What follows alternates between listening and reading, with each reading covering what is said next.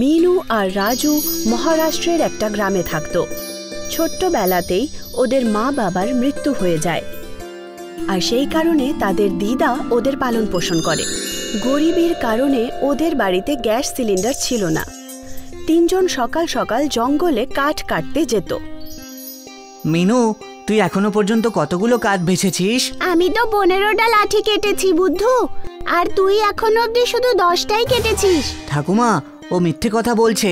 ও শুধু 10টা কাঠই বেচেছিল, আর আমার 5টা কাঠ চুরিও করেছিল। তোমরা দুজন ঝগড়া করা বন্ধ করো। একে অপরের সঙ্গে প্রতিযোগিতা কেন করো? নিজের নিজের কাজ করো আর তাতেই খুশি থাকো। একদিন সবাই, রাজু, মিনু আর ওদের দিদা, লাকড়ি তুলতে গেল। তখনই ওরা কারোর আওয়াজ শুনতে পেল। এই আওয়াজ তো পুকুরের দিক থেকে আসছে। চলো আমরা গিয়ে দেখি। কোনো বিপজ্জনক পশু থাকলে তখন? সোনা, যাদের দরকার তাদের সাহায্য করা উচিত। আমাদের কমপক্ষে একবার তো দেখে আসাই উচিত যে কে এভাবে চিৎকার করছে। তিনজনই পুকুরের ধারে পৌঁছায়। ওরা গাছের আড়াল থেকে লুকিয়ে দেখল যে একটা রাক্ষস পুকুরের পাড়ে শুয়ে আছে আর চিৎকার করছে। এটা একটা ভয়ঙ্কর শয়তান মনে হচ্ছে। আমাদের কি ওর কাছে যাওয়া উচিত হবে? তোমরা দুজন এখানেই দাঁড়াও, আমি গিয়ে দেখে আসছি। দিদা রাক্ষসের কাছে যায়। তখন ও দেখল যে রাক্ষসের পুরো শরীরে আঘাত লেগেছে। এরকম মনে হচ্ছিল যেন রাক্ষসকে কেউ পাথর মেরেছে। তুমি কে আর এখানে কি করছো? আম্মা, আমি নদীর ধারের একটা টাপু থেকে এখানে এসেছি। তাহলে তুমি এখান পর্যন্ত কি করে এলে? আমি মাংস খাই না, সেই জন্যই আমার জাতির লোকেরা আমাকে টাপু থেকে তাড়িয়ে দিয়েছে। যখন আমি মহারাষ্ট্রে পৌঁছই তখন আমার মুখ চোখ দেখে ওরা ভয় পেয়ে যায় আর আমার দিকে পাথর ছুঁড়তে থাকে, আর আমি পালিয়ে এখানে চলে এসেছি। রাজু আর মিনু, গাছের আড়াল থেকে বেরিয়ে এসো, ও ভালো রাক্ষস। রাজু, মিনু আর দিদা মিলে রাক্ষসের ঘা ধুলো আর খাবার জন্য ফল দিল। এই ফলগুলো আমরা এই জঙ্গল থেকেই পেয়েছি। তুমি খুঁজলে তুমি এখানে আম, জাম আর পেয়ারার গাছ খুঁজে পাবে। তারপর দিদা, রাজু আর মিনু যখনই লাকড়ি তুলতে জঙ্গলে যেত, রাক্ষসের সাথে দেখা করে আসতো। কিন্তু একদিন একজন সরকারি পুলিশ ইন্সপেক্টর তিনজনকে দাঁড় করালো। শোনো তোমরা তিনজন, আজকের পর এই জঙ্গলে একদম আসবে না। সরকার থেকে ঘোষণা করা হয়েছে এই জঙ্গলের গাছ যেন আর না কাটা হয়। আপনি ভুল ভাবছেন, কিন্তু আমরা কখনো গাছ কাটি না, শুধু মাটিতে পড়ে থাকা লাকড়ি তুলে আনি আমরা। এই বুড়ি, বেশি মাথা কাটাস না তো, একবার বারণ করেছি যখন, ব্যাস। এইভাবে তিনজনের জঙ্গলে যাবার রাস্তা বন্ধ হয়ে গেল। লাকড়ির অভাবে রাজু, মিনুর বাড়িতে উনুন জ্বালানো মুশকিল হয়ে গেল। ফল পাওয়াও বন্ধ হয়ে গেল। দিদা নিজের চেনাশোনা দোকানে গিয়ে রাজু, মিনুর জন্য কিছু খাবার নিয়ে আসতো। এই নাও বাচ্চারা, বিস্কুট আর চানাচুর খেয়ে পেট ভরে নাও। এবার জানি না আমাদের বাড়িতে খাবার কবে রান্না হবে। কিছুদিন পর দিদা যখন দোকানে পৌঁছলো, তখন দোকানদার উধার দিতে মানা করে দিল। তুমি এখনো আমার আগের ধারগুলোই শোধ দাওনি, তুমি আবার মালপত্র নিতে চলে এসেছো। এরকম করে তোমার জীবন কিভাবে কাটবে শুনি? একটা কাজ করো, বাচ্চাদের নিয়ে মুম্বাই শহরে চলে যাও আর ওখানে গিয়ে কিছু কাজকর্ম করো। দিদা বাড়ি ফিরে এসে সমস্ত কথা রাজু আর মিনুকে বলল। বাচ্চারা, তোমরা কি মুম্বাই যাবে? হ্যাঁ দিদা, মুম্বাই যাব। মুম্বাই দেখতে তো আমি খুব এক্সাইটেড। কিন্তু ঠাকুমা, ব্যবসা করার জন্য আমি টাকা পয়সা কোত্থেকে পাবো? তোমার দাদুর অন্তিম চিহ্ন এই মঙ্গলসূত্র আমার কাছে আছে। একে বন্ধক রেখে কিছু টাকা পয়সা তো পেয়েই যাব। রাজু, মিনু আর দিদা মুম্বাই চলে এলো, কিন্তু ওরা বুঝতেই পারছিল না যে ওরা কি জিনিসের ব্যবসা করবে। ঠাকুমা, মুম্বাইতে বড়াপাউই হলো বিখ্যাত। বড়াপাউয়ের একটা দোকান করি। না, বড়া পাও তো সব জায়গাতেই পাওয়া যাচ্ছে। আমরা লুচি তরকারির ঠেলা লাগাবো। না, সিঙ্গারা আর ব্রেড পকোড়া। না, চাউমিন আর ডোসা। চাউমিনের ঠেলা লাগাবো, কারণ চাউমিনের ঠেলা এখানে কম আছে। অন্যদিকে রাক্ষস জঙ্গলে খুব চিন্তিত ছিল। ও জঙ্গলে রাজু, মিনু আর দিদার অপেক্ষা করছিল। বুঝতে পারছি না রাজু, মিনু আর ঠাকুমা আমার সাথে দেখা করতে কেন আসছে না। আর ওরা আবার আমাকে ভয় পাচ্ছে না তো, নাকি আবার আমার ওপর রাগ করেছে? অন্তত একবার ওদের সঙ্গে আমার দেখা করতে যাওয়া উচিত। একদিন রাক্ষস জঙ্গলের বাইরে বেরোনোর চেষ্টা করল, কিন্তু সরকারি অফিসারের নজর তার উপরে পড়ল। ও বন্দুক নিয়ে রাক্ষসের পেছনে দৌড়ল। রাক্ষস পুকুরে ঢুকে পড়ল আর ও জলের ভেতরে শ্বাস আটকে নিজের প্রাণ বাঁচালো। অফিসার যখন চলে গেল তখন রাক্ষস বাইরে বেরিয়ে এলো। তাই যাই হোক, মিনু, রাজু আর ঠাকুমার সাথে যে করেই হোক একবার দেখা করতে হবে। ওদের আবার কোনো বিপদ হলো না তো? ওরা তিনজনই খুবই চিন্তিত ছিল, কারণ মুম্বাইতে ওদের চাউমিনের ব্যবসা ভালো চলছিল না। ওদের ঠেলার কাছে আরও দুজন ঠেলাওয়ালা চাউমিন বিক্রি করত। রাজু, তুই বাড়ি চলে যা আর জমিদারদের খেতে কাজ করে নিস। এখানে মুম্বাইতে আমাদের তিনজনের খরচা চালানো মুশকিল। আর আমাদের দুজনের ব্যাপারে যদি বলি, তাহলে মিনু আর আমি এখানকার কাজ সামলে নেব। রাজু গ্রামে ফিরে এলো। রাক্ষস কাকুর সাথে দেখা হয়েছে বেশ অনেক দিন হয়ে গেল। ওনার সাথে দেখা করে আমার অসুবিধের কথা জানানো উচিত। একদিন রাত্রিবেলা রাজু গাছের আড়ালে বসে পড়ল আর সরকারি অধিকারীর ঘুমানোর অপেক্ষা করতে লাগলো। যখনই অফিসারের ঘুম পেল, রাজু পা টিপে টিপে জঙ্গলে চলে গেল। রাক্ষস একটা গাছের ওপরে লুকিয়ে থাকত। যখনই রাক্ষস রাজুকে দেখল, ও গাছ থেকে লাফিয়ে পড়ল। তুমি তো আমাকে ভয় পাইয়ে দিয়েছিলে কাকু। আচ্ছা বলো, কেমন আছো তা বলো আগে। জীবন একদমই ভালো কাটছে না বাছা। সরকারি অফিসাররা এখানে প্রায়ই আসছে আর ওদের থেকে আমায় লুকিয়ে লুকিয়ে থাকতে হচ্ছে। তা তোমরা কোথায় চলে গিয়েছিলে? কতদিন পর তোমাদের সাথে আমার আবার দেখা হলো। আমরা মুম্বাইতে চলে গিয়েছিলাম। ঠাকুমা আর মিনুও ওখানেই আছে। ওখানে ব্যবসা আসলে ভালো চলছে না তো, সেই জন্যই আমি আবার ফিরে এসেছি। তা তুমি কিসের ব্যবসা শুরু করেছো? আমি চাউমিনের একটা দোকান দিয়েছি। চাউমিন তো আমার খুব ভালো লাগে, আর ব্রেড পকোড়া আমি আরও বেশি ভালোবাসি। আমার মা আমাকে চাউমিন পকোড়া খাওয়াতো। চাউমিন পকোড়া? হ্যাঁ, চাউমিন তৈরি করার পরে ওটাকে বেসমে দিয়ে ভালো করে তেলে ভেজে নাও, তাহলেই তো রেডি হয়ে যায় পকোড়া চাউমিন। তাহলে তো ঠাকুমা পকোড়া চাউমিন বিক্রি করতে পারে। ঠিক বলেছ, সাধারণ চাউমিন তো সবাই বিক্রি করছে, কিন্তু তুমি যদি পকোড়া চাউমিন বিক্রি করা শুরু করে দাও, তাহলে তোমার বিক্রি অনেক বেড়ে যাবে। রাক্ষস কাকু, এবার আমি একা আর মুম্বাইতে যাব না, তুমিও আমার সাথে চলো। না, পাবলিকের মধ্যে যেতে আমার খুব ভয় করে। ভয় পেও না, আমি সবাইকে বোঝাবো যে তুমি একজন ভালো রাক্ষস। রাজু পরের দিন সরকারি অফিসারের সাথে কথা বলল। কাকু, জঙ্গলে একটা শয়তান থাকে, তুমি দয়া করে ওকে আমার সঙ্গে যেতে দাও। শয়তান আমাদের সবার জন্য বিপজ্জনক, তাই আমি ওকে প্রাণে মেরে ফেলবো। আপনি আমার কথা বিশ্বাস করুন, ওই শয়তানটা তো মাংস পর্যন্ত খায় না, আর সেই জন্যই ওই জাতির লোকেরা ওকে টাপু থেকে বের করে দিয়েছে। তারপর ও যখন মানুষের মধ্যে আসে, তখন আমরা মানুষরা ভয় পেয়ে যাই আর ওকে পাথর মারতে শুরু করে দিই। মনে হচ্ছে ওই শয়তানটার সাথে ভীষণ অন্যায় হয়েছে। ঠিক আছে, তুমি ওকে সঙ্গে করে নিয়ে যেতে পারো। এইভাবে রাজু রাক্ষসকে জঙ্গল থেকে বাইরে বের করলো। সমস্ত গ্রামবাসীরা রাজুকে রাক্ষসের সাথে দেখে অবাক হয়ে গেল। তারপর রাজু রাক্ষসকে নিয়ে মুম্বাই চলে এলো আর ও রাক্ষসকে ঠেলায় দাঁড় করিয়ে দিল। এবার ঠেলায় অনেক লোক আসতে শুরু করলো। ওরা রাক্ষসের দর্শন করত আর পকোড়া চাউমিন খেত। এইভাবে রাজু, মিনু আর দিদার কাছ থেকে পয়সার অভাব কম হয়ে গেল আর ওরা খুব খুশি জীবন কাটতে লাগলো। যদি ওরা তিনজন রাক্ষসের সাহায্য না করত, তাহলে আজ ওরা রাক্ষসের সাহায্যে পয়সা ইনকাম করতে পারত না। তবেই তো বলা হয়, ভালো কর্মের ফল ভালোই হয়। মুকুন্দের তাল গাছের বাগান ছিল। ও তাল গাছে উঠে তাল পাড়ত আর তারপর এই তাল ব্যবসায়ীদেরকে বিক্রি করে টাকা রোজগার করত। আরে ভাই, এবার তুমি বেশি তাল দেওয়ার ব্যবস্থা করো, বাজারে তালের চাহিদা বেড়ে গেছে। ঠিক আছে স্যার, কাল থেকে বেশি তাল দেওয়ার চেষ্টা করব আমি। ঠিক আছে। মুকুন্দ আর ময়ূরীর একটা মেয়ে ছিল মিনা। মিনা, কোথায় তুই? এক্ষুনি তো এখানেই ছিল, মনে হয় বান্ধবীদের সাথে খেলতে গেছে। কিন্তু তোমার ওকে দিয়ে কি দরকার?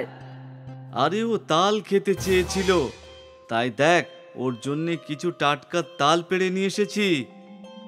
তক্ষুনি মিনা, আরে বাহ, তাল! এই সবগুলো আমি খাবো। হ্যাঁ, তোর জন্যই এনেছি, আস্তে আস্তে খা। গ্রীষ্মকাল হোক বা বর্ষা, মুকুন্দ সব ঋতুতে তাল গাছে উঠত। একদিনের কথা, টানা 2 দিন ধরে বৃষ্টি থামছিলই না। ভগবান করুক এর বৃষ্টি তাড়াতাড়ি বন্ধ হয়ে যাক। আজকে গাছে সাবধানে ওঠো, সব ডাল ভেজা থাকবে। হ্যাঁ, সাবধানেই চড়বো। আমি কি নতুন নাকি? আমি জানি তুমি সব জানো, তাও খেয়াল রেখো। হ্যাঁ আমার সোনা বউ, তুমি চিন্তা করো না, আমি যাব আর আসবো। ঠিক আছে। মুকুন্দ তাল গাছে উঠতে শুরু করলো আর এক এক করে সাবধানে তাল পাড়তে শুরু করলো। কিছু সময় কেটে গেল, তারপর হঠাৎ মিনা ওখানে পৌঁছলো। বাবা! মিনার আওয়াজ শুনে মুকুন্দের ধ্যান সরে গেল আর ও পা পিছলে সোজা মাটিতে পড়ে গেল।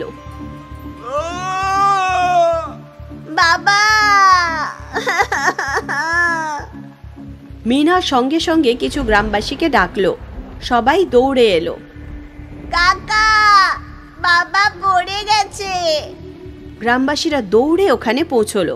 মুকুন্দের অপারেশন করা হলো, কিন্তু এবারও আর নিজের পায়ে কোনো দিন দাঁড়াতে পারবে না।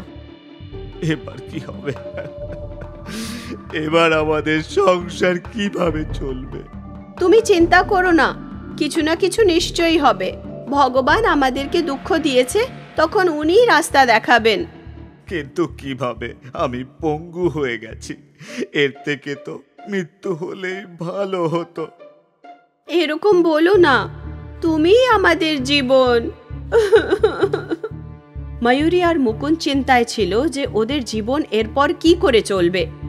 কিছুদিন পর মুকুন্দকে বাড়ি আনা হলো। ময়ূরী আর মুকুন্দের জমানো সব টাকা ওর চিকিৎসায় শেষ হয়ে গেছিল। আমি কোথাও কাজ খুঁজবো। তুমি বাইরের কাজ আর ঘরের কাজ একা কি করে সামলাবে? আমি কিছু না কিছু করে নেব। কিছু তো এমন কাজ হবে যেটা আমি এই অবস্থাতেও করতে পারবো। না না, তুমি বিশ্রাম নাও। না ময়ূরী, আমি এইরকম ভাবে তোমার উপর বোঝা হতে পারবো না। কিন্তু এরকম অবস্থায় তুমি কি বা করতে পারবে? কিছু তো একটা করতেই হবে। পরের দিন থেকে ময়ূরী কাজ খুঁজতে শুরু করে দিল। ও অনেক দোকান আর কারখানায় গেল, কিন্তু ও কোথাও কোনো কাজ পেল না। আমি কোনো কাজ তো পাচ্ছি না, ভাবছি কোনো ব্যবসাই শুরু করে দিই। কি রকম ব্যবসা? আমি কি তোমাকে কোনোভাবে সাহায্য করতে পারি? আজকে বাজারে পকোড়ার দোকান দেখেছিলাম, অনেক ভিড় ছিল।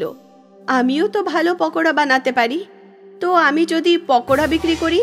করতে তো পারো, কিন্তু সবাইকার ওর দোকানের পাকোড়া খুবই পছন্দ, তাই তোমাকে নতুন কিছু করে পাকোড়া বানাতে হবে।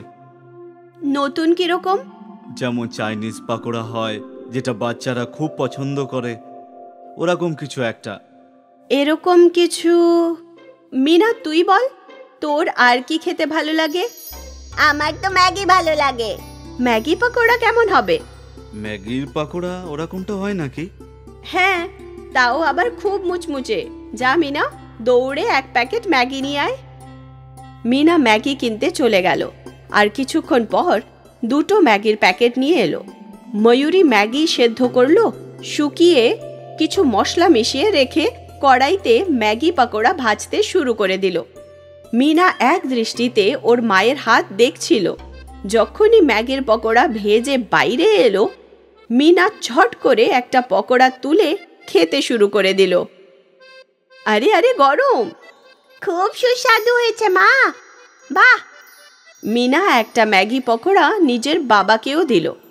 এটা তো সত্যিই খুব সুস্বাদু। হ্যাঁ, আমি বলেছিলাম না যে এটা খুব সুস্বাদু হয়।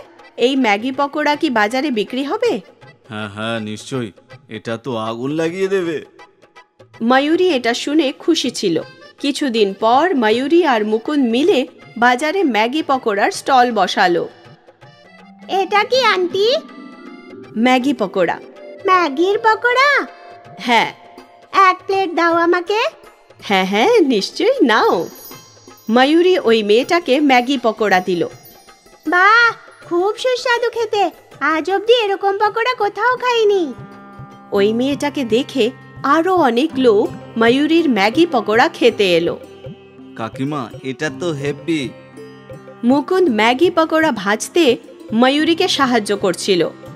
ও পঙ্গু ছিল। প্রথম দিন ময়ূরী আর মুকুন্দের ভালো রোজগার হয়েছিল। ওরা খুশি মনে বাড়ি ফিরে এলো। ভাবতে পারিনি যে আমাদের এত ভালো রোজগার হবে। এই দুঃখের সময় এটাই একটা সুখের বিষয়। বাবা, তুমি চিন্তা করো না, আমাদের সব দুঃখ কেটে যাবে। তুমিও ঠিক হয়ে যাবে। পুরো পরিবার আশার আলোর প্রভাব পড়ছিল। সবাই একসাথে খেটে চেষ্টা করতে লাগলো। ওদের ম্যাগি পকোড়ার ব্যবসা এগোচ্ছিল। গ্রাহকদেরও ভিড় হতে শুরু হলো, আর আশাপাশি ওদের রোজগারও বেড়ে গেল। ম্যাগি পকোড়া তাড়াতাড়ি বিখ্যাত হয়ে গেল। ওদের রোজগার এত বেড়ে গেল যে মুকুন্দের ভালোর থেকে ভালো চিকিৎসা শুরু হয়ে গেল। এই চিকিৎসায় মনে হয় মুকুন্দ, আপনি হাঁটতেও পারবেন, কিন্তু সেট অফ সার্জারি করতে হবে। এই চিকিৎসায় আপনার শরীর ভালো রেসপন্ডও করছে। এই খবরটা পুরো পরিবারের জন্য আনন্দের ছিল। 6 মাস পর আজ ময়ূরী ম্যাগি পকোড়ার বড় দোকান খুলল, আর এই আনন্দ মুকুন্দ আরও বাড়িয়ে দিল। আজ অল্প সময়ের জন্যই মুকুন্দ দাঁড়াতে শুরু করলো। এটা আশার সেই আলো যাতে বোঝা যায় মুকুন্দ খুব তাড়াতাড়ি নিজের পায়ে দাঁড়িয়ে পড়বে। আর এগুলো সব এদের একটা ম্যাগি পকোড়ার জন্য হয়, আর পরেও এই ম্যাগি পকোড়া বিখ্যাতই থাকবে। শওকত মিয়ার বিরিয়ানির দোকান ছিল। লোকেরা খুব তৃপ্তি করে ওনার বিরিয়ানি খেত। বাহ সৈকত ভাই, কি স্বাদ! ধন্যবাদ ধন্যবাদ। বিরিয়ানির স্বাদ ভালো ছিল, এই জন্য ওদের রোজগারও ভালো হতো। শওকত মিয়া প্রতি মাসে 20,000 টাকা নিজের মায়ের হাতে তুলে দিত। বাবা, এখন যখন তোর রোজগারও ভালো হচ্ছে, আমি ভাবছিলাম যে তোর বিয়েই দিয়ে দিই। আর কতদিন অবধি আমি একা ঘরের আর পরিবারের ব্যবসা সামলাবো বল? তোর বিয়ের পর নদীমেরও বিয়ে করাতে হবে না? আরে মা, আমি তো এখনো বাচ্চা। তুমি প্রথমে দাদার বিয়ে দাও। ঠিক আছে ঠিক আছে মা, তোমার যে মেয়েকে পছন্দ আমি তাতেই রাজি। এ তো খুশির খবর, তোমার থেকে আমি এটাই আশা করেছিলাম সৈকত। শওকতের মা ওর জন্য একটা মেয়ে খুঁজে নিল, সানা। সানা শিক্ষিত ছিল আর খাবারও সুস্বাদু বানাতো। কিছু মাস পর শওকত আর সানার বিয়ে হয়ে গেল, আর তারপর সানা সংসারের সমস্ত কাজ সামলে নিল। মা, তোমার হাতের খাবারের স্বাদই আলাদা। হ্যাঁ বৌদি, কিন্তু বিরিয়ানিতে দাদার হাত কেউ ধরতে পারবে না। হ্যাঁ, সে তো ঠিক। এটা তো তখন জানা যাবে যখন আমি ওনার হাতের বিরিয়ানি খাবো। দাদা, আজকে সবার জন্য বিরিয়ানি নিয়ে এসো। ঠিক আছে, নিয়ে আসবো। শওকতের বিরিয়ানি বিখ্যাত ছিল। যখনই ও বিরিয়ানি বানাতো, বিরিয়ানির গন্ধ আশেপাশে ছড়িয়ে পড়তো আর লোকেরা আকৃষ্ট হয়ে চলে আসতো। আরে ভাই, বিরিয়ানি তৈরি হয়ে গেছে নাকি? না দাদা, এখনো 10 মিনিট লাগবে। ঠিক আছে ঠিক আছে, আমি এখানেই থাকবো। গ্রাহকরা তো শওকতের বিরিয়ানির অপেক্ষাই করত। এই অবধি সবকিছু ভালোই চলছিল।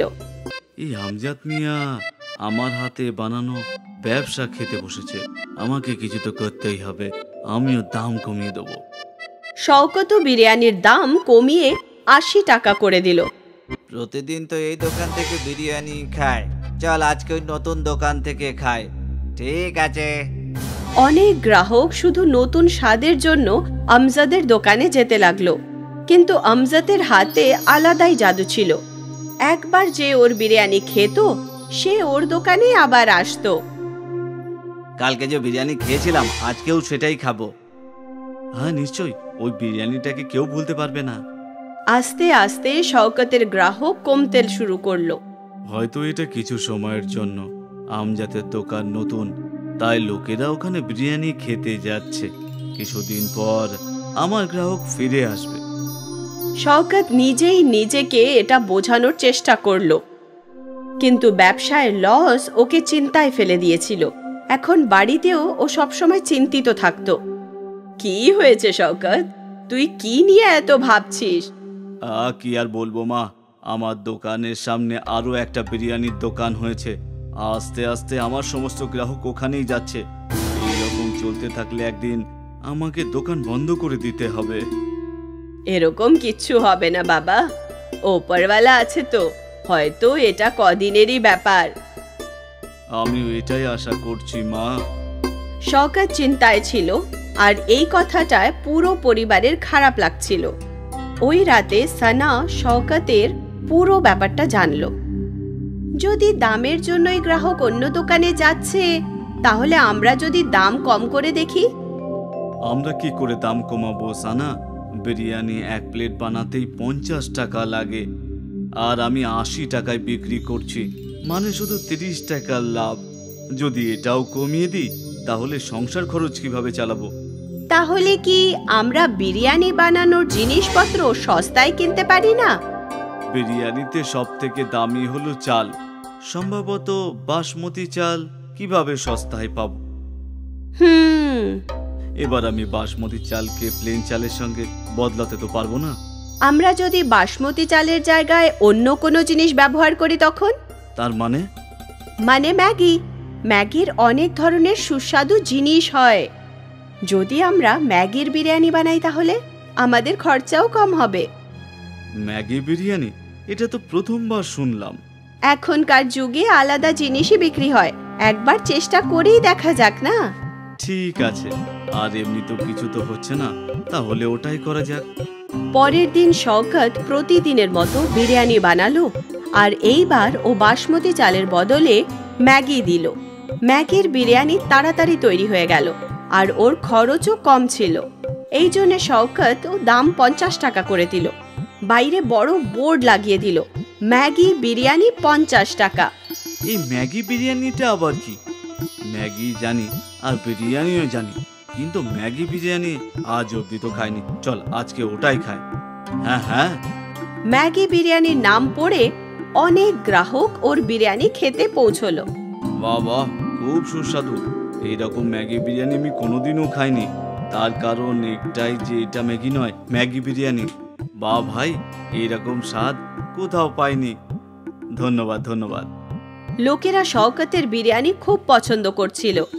ওই দিন শওকতের দোকানে গ্রাহকদের ভিড় লেগে থাকলো। ভাই, ম্যাগির বিরিয়ানি তো চালের বিরিয়ানির থেকেও বেশি সুস্বাদু। আজ থেকে আমরা প্রতিদিন ম্যাগি বিরিয়ানি খাবো। শওকত খুশি মনে বাড়ি ফিরলো ও ওই খুশির খবর নিজের স্ত্রীকে বলল, আর ও খুশি হয়ে গেল। ওই মাসে শওকতের অনেক ভালো রোজগার হলো। মাসের শেষে শওকত নিজের মাকে 40,000 টাকা দিল। এত? হ্যাঁ মা, সানার ম্যাগি বিরিয়ানির আইডিয়া কাজ করেছে, দ্বিগুণ রোজগার হচ্ছে। আরও একবার শওকত খুশি থাকতে লাগলো। ওর সমস্যার সমাধান হয়ে গেছিল, কারণ ওর রোজগার বাড়তে লাগলো। ম্যাগি বিরিয়ানি বিখ্যাত হয়ে গেছিল।